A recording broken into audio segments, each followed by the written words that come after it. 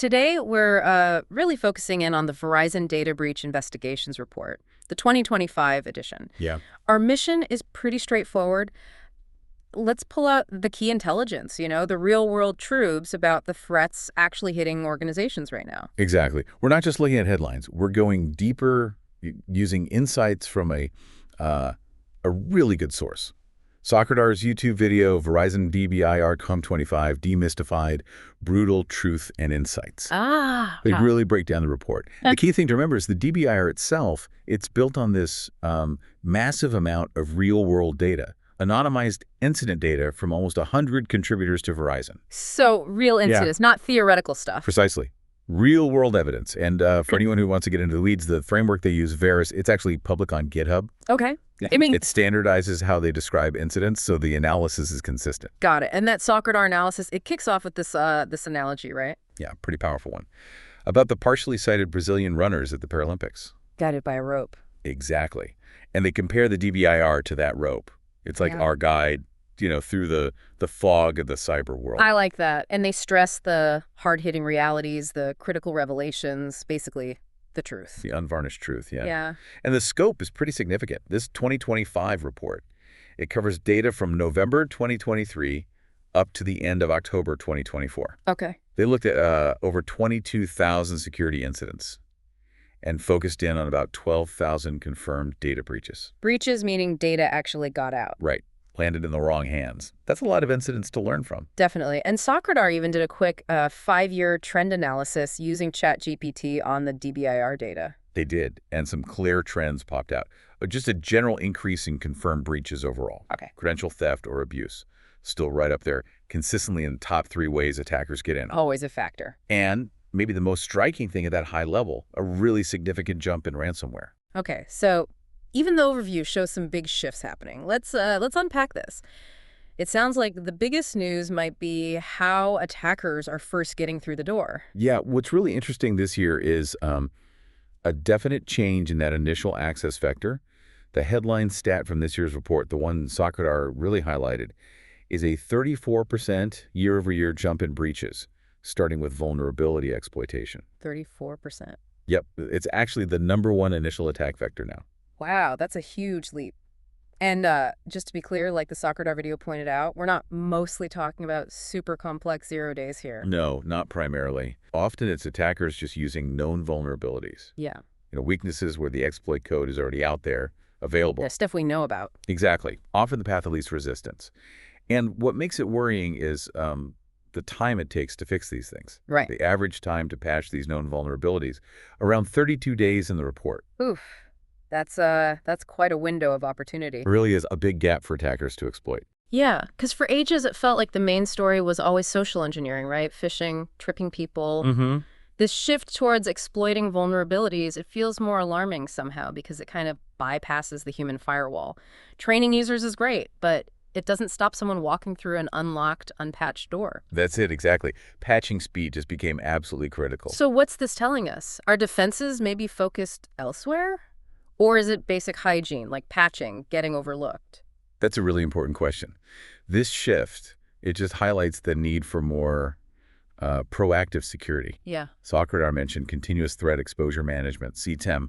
Gartner talks about it too. CTEM. Okay, think of it like constantly looking at your external systems the way an attacker would, probing for weaknesses all the time, not just, doing a scan once in a while. So continuous vigilance from the outside in. Yeah. Understanding your exposure now, not just fixing things after they break. Actively hunting for those potential holes. Makes sense, like checking the locks regularly, not just fixing the door after a break-in. And SOCRadar mentioned their own tool, right? An SVRS score. That's right. Their vulnerability risk score. Yeah. It sounds like it tries to go beyond just the standard CVSS score. How so? Well, approaches like that try to be more dynamic. They look at things beyond just the technical severity, like is it being talked about on hacker forums? Mentioned on social media. Is there proof it's being actively exploited right now? Ah, okay. Yeah. Context matters. Exactly. It helps you prioritize. Patch the things that are most likely to bite you soonest. Got it. So finding and fixing vulnerabilities fast is job 1 now, more than ever. Okay, staying with that theme of external risks. The report also flagged a big rise in third-party breaches. Let's get into that. Yeah, definitely connected. This is another huge takeaway. Breaches involving third parties, they doubled, jumped from 15% to 30% this year. Doubled. Wow. Okay. That's a massive increase. And SOCRadar clarified this isn't just about vendors holding your data, right? It's also partners involved in your actual operations. Exactly. Your whole supply chain, your partner network, it's broader than just data custodians.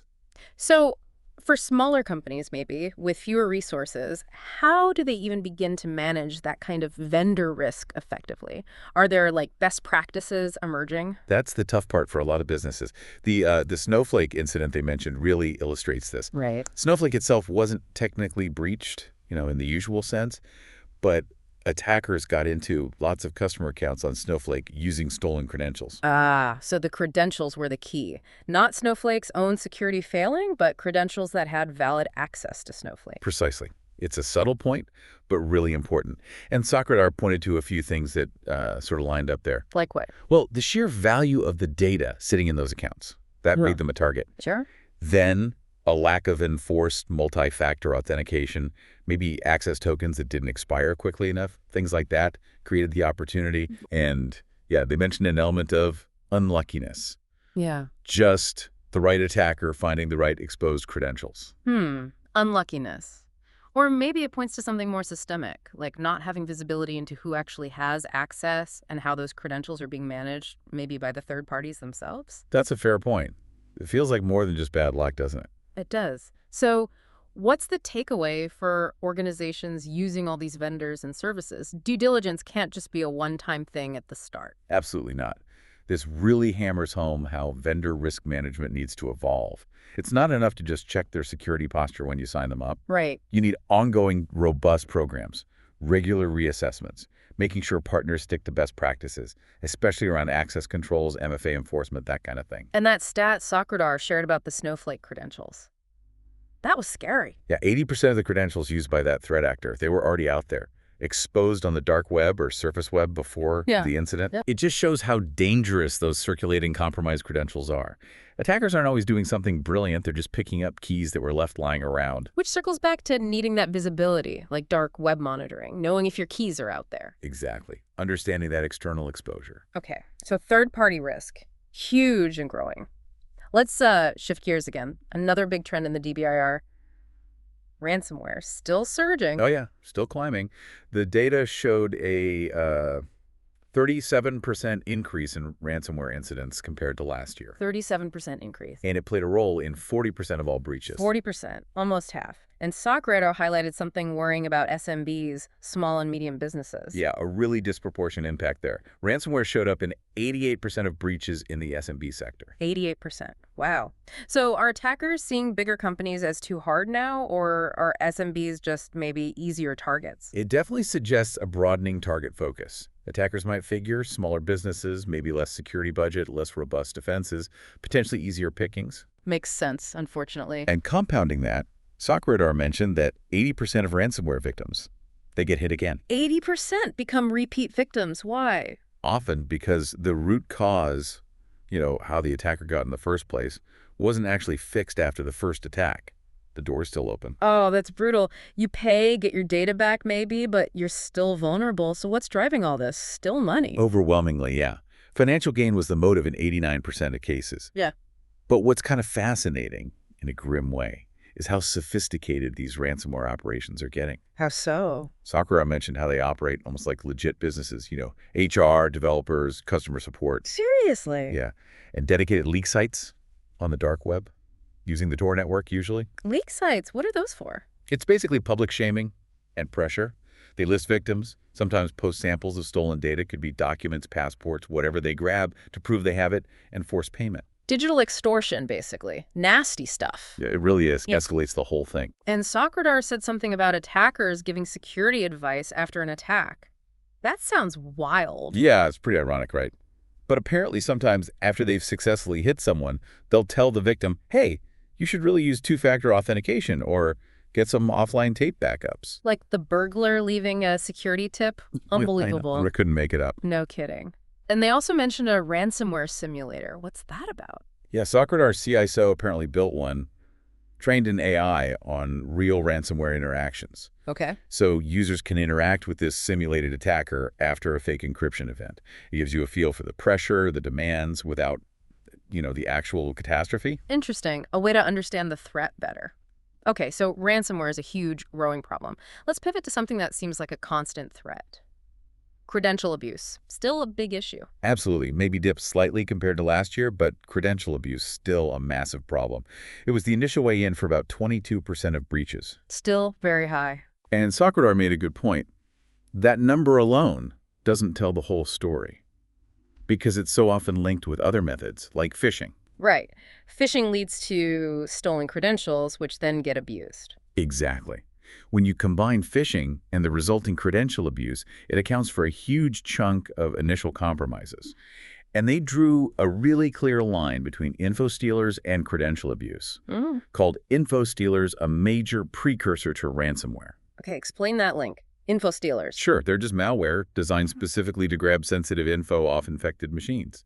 And credentials, usernames, passwords, session tokens, API keys are like prime targets. Gotcha. Those stolen credentials. They get used for all sorts of bad stuff, getting that first foot in the door for ransomware, obviously, but also fraud, other data theft. It really comes down to that saying, hackers don't break in, they log in. Yeah, that sums it up well. And SOCRadar highlighted how cheap this stuff is on the underground markets. Disturbingly cheap. They mentioned seeing credentials for sale for like $10 on the so-called Russian market, sometimes even shared for free. $10. Yeah. If an attacker gets a fresh batch and the user hasn't changed their password, the odds are pretty good for the attacker. And it's not just usernames and passwords anymore, is it? SOCRadar broadened that definition. Correct. Session tokens, API keys too, things apps use to talk to each other.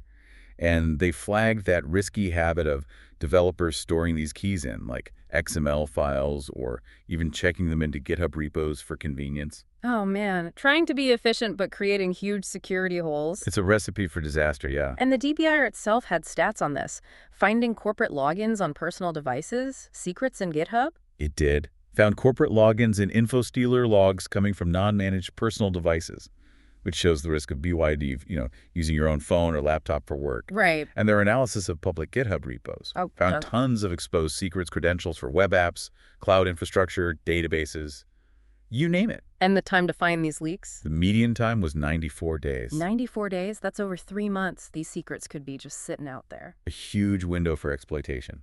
And SOCRadar mentioned all the different terms for this stolen data. Credential dumps, combo lists, stealer logs. It's like a whole language. It kind of is. But they all boil down to collections of compromised data. And info stealers are a huge source lately. Oh? SOCRadar really focused on stealer logs, the raw data grabbed by the malware. Okay. They name names too, like Raccoon, that's a well-known one. And others like Redline, VDAR. And what did these stealers actually grab? Sounds like everything. Pretty much. Session data, browser cookies, autofill info, usernames, passwords, anything typed into web forms. SOCRadar even mentioned Uber getting profiled using this kind of stolen data before an attack. So it's not just about logging in, it's reconnaissance too, building a picture. Exactly. Understanding the target, their users, their systems. And where is this data being traded now? Is it still just the dark web? Increasingly, it's moving to platforms like Telegram and Discord. Easier to get into, lower barriers than the traditional marketplaces. Interesting shift. And the end goal, SOCRadar stressed, isn't always just that initial login. It's often about deeper reconnaissance. Mapping the network, finding weaknesses, setting up for bigger attacks like ransomware. And it keeps evolving. SOCRadar mentioned attackers now targeting ChatGPT credentials. Yeah, that's a newer, worrying angle. Getting someone's ChatGPT history could potentially expose all sorts of internal info, other secrets. Wow. And renting the tools to do this is cheap, too. Frighteningly cheap. They mentioned renting access to an info stealer panel, like Redline, for maybe $100 a week. $100 a week? That puts it in reach of almost anyone. It really lowers the barrier to entry. And the SOCRadar presenter actually showed this live, accessing stealer logs on Telegram. They did. Showed how easy it is to find these zip files packed with credentials and other sensitive data just sitting there on Telegram channels. Eye-opening, I bet. Definitely. And while taking down sites like breach forums is good, SOCRadar pointed out it doesn't solve the problem. Other marketplaces pop up, and these Telegram and Discord channels are still active. New alternatives are already emerging. The ecosystem, unfortunately, finds a way. Okay, so let's try and wrap this up. Key insights from this DBIR deep dive filtered through SOCRadar's analysis. Number one, vulnerability exploitation is the new top entry point. Big shift. Yep. Number two, third-party risk has doubled. Huge implications for supply chains, vendor management. Critical. Three, ransomware is still climbing fast, hitting SMBs especially hard. Worryingly so. And four, credential abuse, fueled by all these easily available info stealer logs, is still a massive evolving headache. It really does feel like attackers have an advantage sometimes. Well, it's that asymmetry, isn't it? Attackers just need one way in, one unpatched hole, one stolen password. Defenders have to protect everything, everywhere, all the time. Yeah. Understanding how attackers think their methods, like the DBIR shows us, that's absolutely crucial for defenders to even start leveling the playing field. And SOCRadar made that great point about traditional defenses. They often kick in after the initial compromise, especially if it's via stolen credentials. That hidden line they talked about? Exactly. Your firewall, your EDR, your XDR, they're mostly looking for trouble after someone's already inside using legitimate-looking credentials. Right. That's why proactive stuff, like dark web monitoring, checking for credential leaks, is so vital. It's that early warning, knowing your keys are out there before someone uses them to unlock your door. So, based on all this, what are some practical steps listeners can take right now? Well, SOCRadar pointed people to their free tools, which seems like a good starting point. Okay. They suggested using their Stealer Logs report. You just put in your company email domain, and it checks if associated credentials have shown up in known logs. That sounds useful. And free. Yeah. And they also mentioned their SOCRadar tool for checking IP and domain reputations, another handy resource for threat intel. Great. So some immediate actions people can explore. And they also mentioned folks can connect with them on LinkedIn and YouTube for more. Right. For ongoing discussion. Okay. So, as we finish this deep dive, maybe a final thought for everyone listening. You've heard about the rise in vulnerability exploits, the doubling of third-party risk, the ransomware surge, and just how cheap and easy it is for attackers to get tools and stolen credentials, like those stealer logs on Telegram. Given all that, how should this knowledge really reshape your organization's security priorities? Where should you be putting your time, your money, your focus in the next year? Something to seriously think about. Thanks for joining us.